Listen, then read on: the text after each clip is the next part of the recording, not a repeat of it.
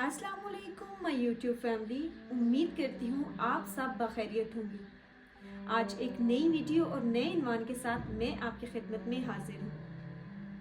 आज का मेरा इन्वान है कुरान हदायत की किताब है, मगर क्या हम इसे समझ रहे हैं? सबसे पहले मुझे ये बताएं कि क्या आपने कभी सोचा है कि हम रोज़ कुरान मजीद पढ़ते हैं, लेकिन क्या हम वाकई इसे समझ भी रहे हैं? अल्लाह ने कुरान मजीद को हदायत के लिए नाजिल किया, मगर जब तक हम इसके तर्जुमे से नहीं वाकिफ होंगे तो हमें हदायत कैसे मिलेगी?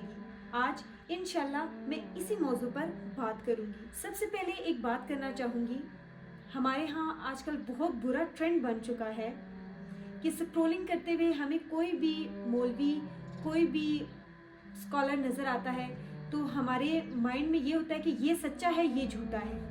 यही बात है ना, हम किसी को गलत क्यों कहें जब हमारे पास खुद का इल्म हो? खुद का इल्म कैसे आएगा?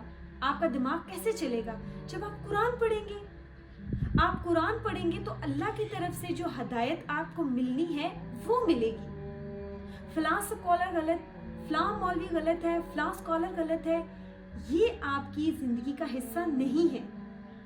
आपकी जिंदगी का जो हिस्सा है वो कुरान है। आप क्यों लोगों से दीन सीख रहे हैं जब अल्लाह ने कुरान जैसी हदायत हमें दी है? आप क्यों लोगों से दीन सीख रहे हैं जब अल्लाह पाक ने आपको नबी की सुन्नतें दी हैं? हम उन सब को छोड़कर हम स्कॉलर्स और मौलवियों के पीछे जा रहे हैं। जिसकी बात हमें ज़्यादा अच्छी लगती है हम उसके पीछे भागते हैं और कल को उसी को फिर गलत कह रहे होते हैं। मुझे समझ नहीं आती कि जब हमारे पास कुरान और हदीस जैसी बेहतरीन किताबें मौजूद हैं तो हम किसी को गलत और सही क्यों कहते हैं? सुने, सबको सुने, लेकिन उसका नतीजा कहाँ से निकालें? कुरान और हदीस से। अगर हमें कोई बात समझनी भी होती है तो हम 4 से 5 मौलवियों की अलग अलग राय लेते हैं कि कौन क्या कह रहा है, कौन क्या कह रहा है। हमने कभी ये नहीं कहा कि अगर हमें किसी चीज़ में मसला आ रहा है तो हम कुरान से देखें कि कुरान क्या कह रहा है। क्या मौलवी कुरान से आगे हैं? फिर अगर समझ नहीं आती तो फिर आप कुरान की तफसीर में जाएं।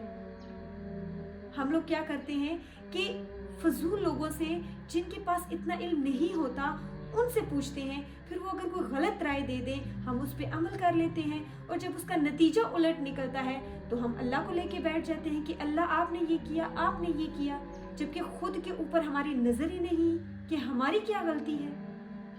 सबसे पहली जो गलती है वो कुरान को छोड़ना है, जिससे आप दीन और मजहब से बिल्कुल दूर हो जाते हैं। अब हम क्या करते हैं? कुरान की सिर्फ तिलावत करते हैं, जबकि कुरान सिर्फ तिलावत के लिए नहीं बल्कि समझने के लिए आया है।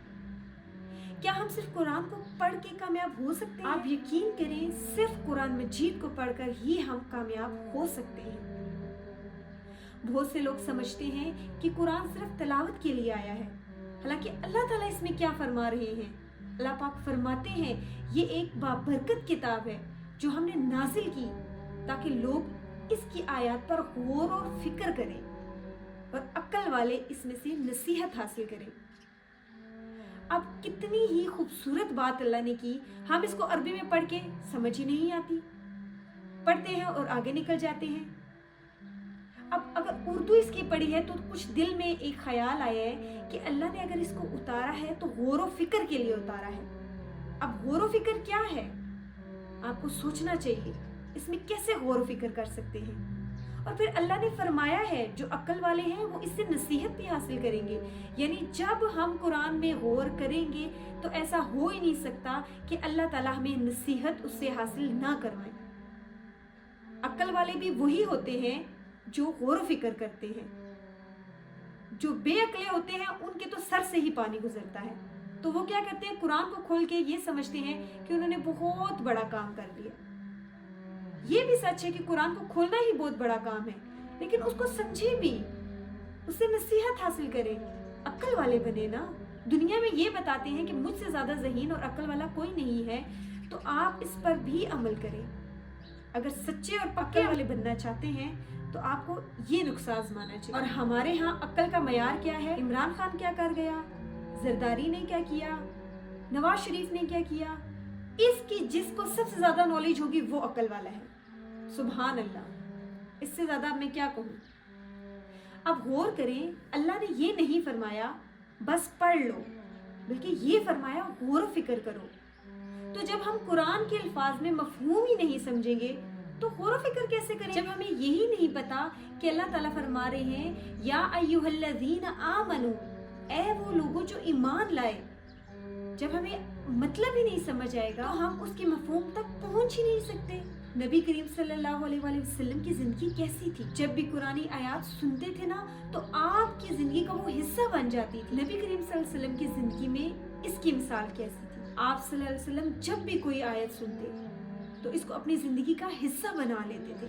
آپ کے صحابہ وہ بھی قرآن مجید پڑھتے تھے مگر اس کا مفہوم سمجھ کے اس کو اپنی زندگیوں میں لاگو کرتے تھے، اور ان کی زندگی میں قرآن کی روشنی نظر آتی تھی کہ واقعی وہ قرآن مجید کو سمجھ کر پڑھتے ہیں۔ اب ہم ایسے کون سے کام کریں جس سے پتہ چلے ہم بھی قرآن کے مطابق زندگی گزار رہے ہیں۔ آپ نے روزانہ قرآن کو کم از کم ایک صفحہ ترجمے کے ساتھ پڑھنا ہے، اور اس میں سے بہت سے ایسے سوالات اٹھانے ہیں کہ ایسے پتہ چلے کہ آپ اللہ سے بات کر رہے ہیں یا اللہ آپ سے بات کر رہا ہے۔ اللہ پاک ہمیں لوگوں سے دین سیکھنے کی ضرورت نہ پڑے، بلکہ آپ اپنے قرآن سے ہی ہمیں وہ سکھا دے جو ہم سیکھنا چاہتے ہیں، جو ہم پوچھنا چاہتے ہیں۔ اللہ پاک ہمیں عربی زبان سیکھنے اور سکھانے کی ہمت عطا فرما تاکہ ہم تیری بات کو براہ راست سمجھ سکیں اور دوسروں کو بھی سمجھا سکیں۔ ہماری نسلوں کو قرآن سے جڑنے اور ہمیں دنیا اور آخرت میں اس کی کامیابی عطا فرما۔ ہمارے بچوں کو نیک، صالح اور قرآن و سنت پر عمل کرنے والا بنا میرے مالک اللہ۔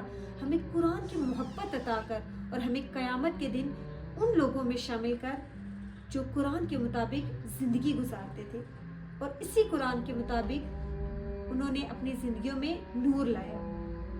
آمین یا رب العالمین۔ سبحان ربک رب العزت عما یصفون وسلام علی المرسلین والحمد للہ رب العالمین۔